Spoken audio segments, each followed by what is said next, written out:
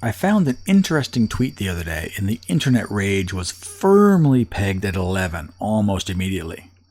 Now, before we get started, this is sensitive material, and it will be immediately demonetized, so I need a little help. If you can make it 3 minutes into this video, please like and subscribe. If you can make it 5 minutes, I am almost positive you're going to want to leave a comment. Please do, but be respectful. This story is about a young woman. Some might say just a girl. I don't know her age, although she appears to be young to me. Anyway, she is part of a group of people that are confused about their gender and are seeking surgery to cut off parts or add parts to make them feel more comfortable with the fact that their physical body doesn't feel like it fits with their mental body. This phenomenon isn't new, but it seems like it's getting more popular. I specifically didn't say more common. I said more popular, because it is my opinion that this is part of a movement to fit in with social pressure or something like that. This is also my opinion. I'm going to be saying that a lot.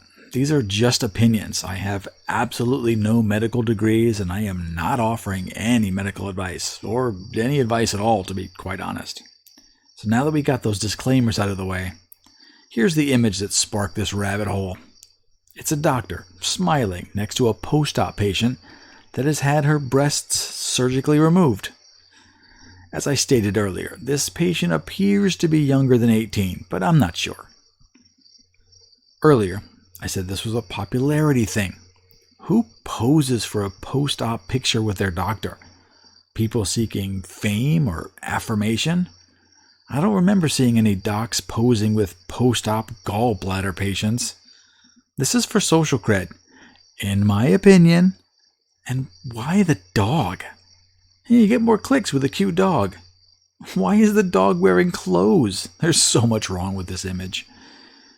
So, this is not only weird for the patient, but that doctor? I use this term loosely.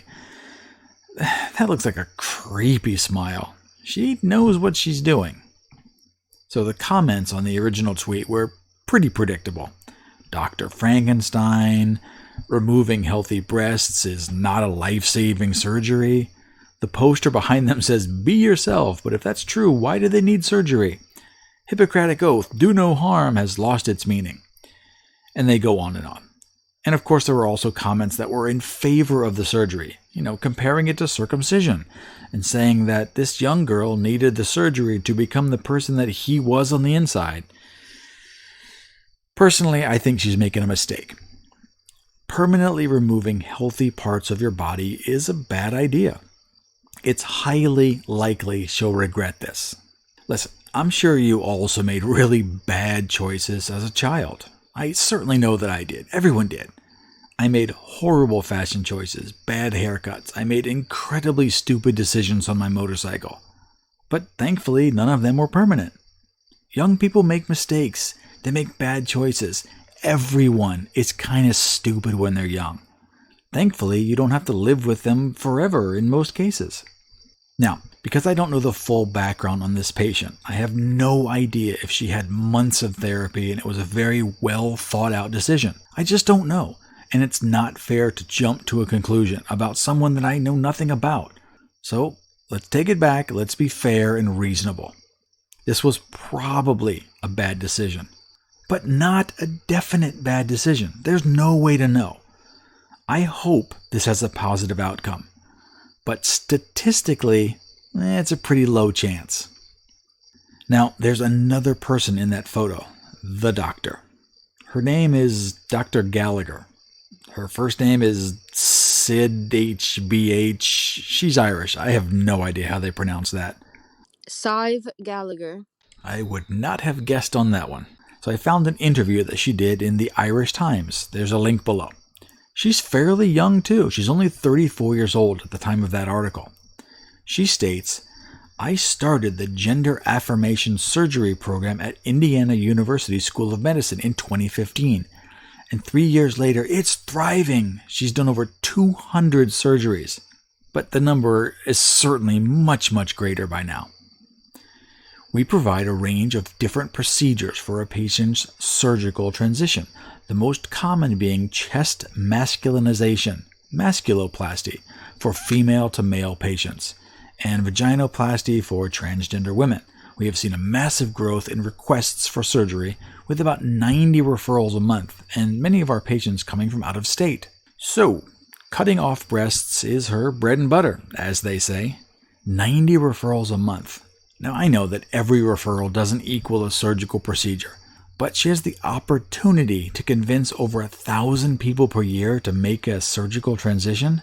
If this whole thing doesn't work out, history is going to remember her as one of the worst medical butchers of all time. So, what does your average day look like?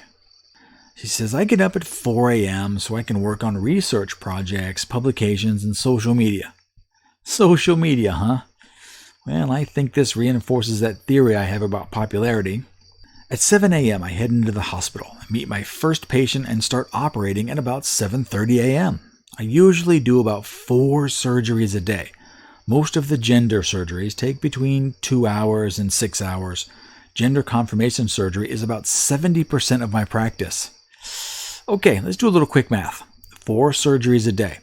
Let's say she works 200 days a year. That's 800 surgeries per year. 70% are gender surgeries, so that's 560. 560 gender surgeries per year. Would it be fair to say that her main goal is to change genders for people? You know, correct the way they were born? Maybe a little God complex? So over 500. That's a lot more than I expected. For Indiana, Hollywood must be insane. The article goes on to say, in surgery, I often get into a flow state, so I don't notice the time passing. We surgeons love operating. We always listen to music, hip-hop or EDM if I have my way. In plastics, everyone in the room can tell if I'm doing a good job, depending on how things are looking. I always welcome feedback from anesthesia or other non-invested parties. Hey, fellow kids, I'm cool, EDM and hip-hop. Just trying to boost her internet cred? Social media! Also, she says everyone can tell if I'm doing a good job and she looks for feedback from non-invested parties. That's just a weird phrase. Does she think she's the only one invested? Is she seeking approval? That's my interpretation. So the rest of the interview is about how hard it was as a woman in Ireland, and USA is better for a young doctor to set up her own surgery center. I'll link to it below. You can read it if you wish. This article was posted in 2018, and to be fair, I completely realize I am nitpicking and reading my own interpretations into it. This is not an unbiased presentation. These are my opinions, and I have some biases. Since this article, she has since moved her practice to Miami and has become the online portal for young people to find info on gender surgeries. She has a YouTube channel, TikTok, Instagram, lots of other social media to interact with kids and young adults who have questions. She also has opinions, and she also is biased. She will give as much info, guidance, and support as possible to help people or get new clients. I'm not sure which, so you'll have to make your own conclusion on that one. Here's where we get into what she's up to now. Like I said, she's now in Miami, and she has her own website that makes it look like she has her own surgery center, but no physical address is available, so she might work from a larger hospital or something like that. But based on her location, it seems like she is reaching a lot more people than back in Indiana. She's getting to be known as the TikTok doctor. TikTok is just infested with woke ideology, and these kids are already pretty indoctrinated, so a few nudges into transgender surgery probably isn't too hard. Many young people are just surrounded with gender messages in schools and TV and almost unlimited phone time without any parental knowledge. So this young doctor who's thin, blonde, with a quirky Irish accent, I can see why this would appeal to kids. But this thin veneer of a helpful doctor kind of falls apart easily if you look around. Let's take, for example, her catchphrase, "Yeet the teats." That's how she lovingly describes removing healthy breast tissue from women. Her website goes on to explain the procedure on how they remove the tissue while the patient is asleep, and they remove the nipples and save them. Then remove all of the breast tissue and try to leave the smallest scar as possible with her creative and innovative techniques. Because she used to draw and has a good aesthetic. Being a plastic surgeon really is my dream job. Growing up in Ireland, I always enjoyed art, and now I get to be able to apply my aesthetic abilities to helping patients. Then they masculinize the nipple. I don't know what that means. Which she refers to as designer nips. I can't even make this up. Now, removing a body part and then sewing it onto a slightly different place does have risks. What kind of risks, you say? Well, you will most likely lose feeling for several weeks, and 1 in 5 never get any feeling in their nipples ever again. That's just one of the many side effects that are possible. There's another thing that caught my attention on her Twitter. Almost all of her posts are reviews for her services, and I assume they were created by clients. However, they are posted by her under her account. She's not retweeting other people's tweets about her services. If you scroll through a few of them, you'll start noticing many people are reviewing her crypto trading and get-rich-quick wealth plans. So during this research, I found several claims that she is running some kind of Ponzi scheme with crypto and get-rich-quick kind of stuff. Let's be very clear.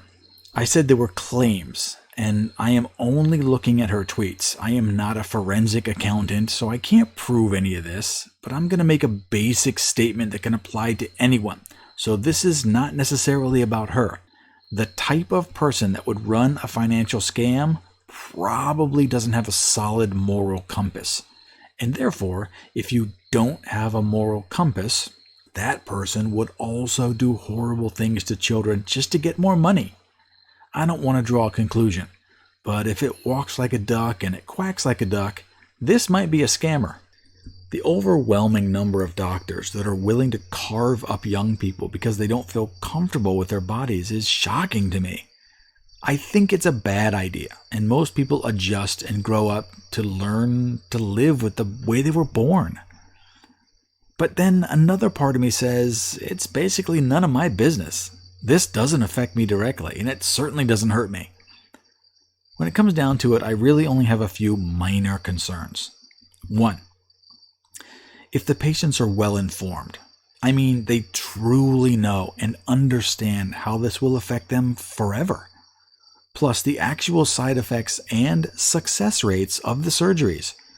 We're hearing absolute horror stories of people that are trying to detransition, and some of those stories are just heartbreaking.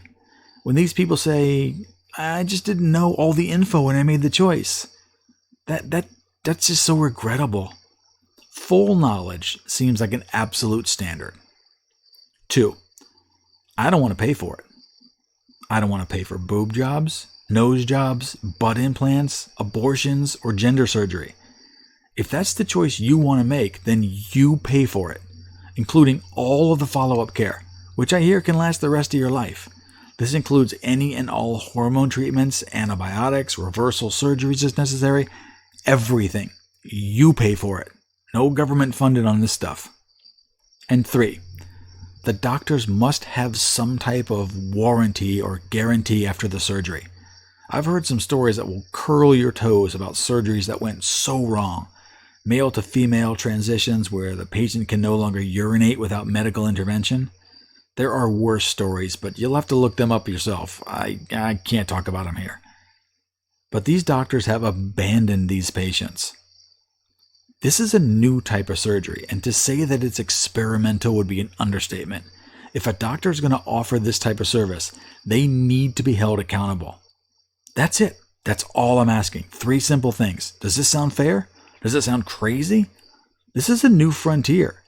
And I really can't wait to see how the future looks back and remembers these times. All right, head to the comments. Just be respectful.